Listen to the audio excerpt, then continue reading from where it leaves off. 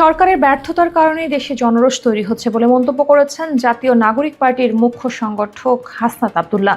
সাবেক প্রধান নির্বাচন কমিশনার KM নুরুল হুদা গ্রেফতারের প্রসঙ্গে তিনি বলেন, সরকার যদি সময় মতো তাদের গ্রেফতার করত তাহলে আজকের মতো পরিস্থিতি সৃষ্টি হতো না।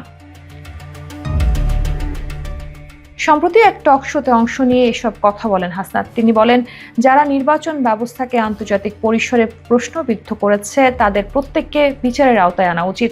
সিইসি হিসেবে দায়িত্বে থেকেও যারা গণতন্ত্র ধ্বংসে ভূমিকা রেখেছেন তারা যেন আইনের মুখোমুখি হন। তিনি আরো বলেন, জনরোষ ও মব এই দুটি বিষয়ের মধ্যে পরিষ্কার পার্থক্য আছে। যদি কোনো ব্যক্তি নিজের স্বার্থে জনবিক্ষোভকে ব্যবহার করে উদ্দেশ্যহীনভাবে তা পরিচালনা করে সেটি হয় মব। কিন্তু যারা বাংলাদেশের গণতন্ত্র, ভোটাধিকার, ন্যায় বিচার ধ্বংস করেছে, কারো হাতে অস্ত্র ছিল, কেউ কলম বা মতের জোরে এগুলোর বৈধতা তৈরি করেছে, তাদের বিচার না হওয়ায় আজকের এই ক্ষোভ তৈরি হয়েছে। আমি একে মব বলি না।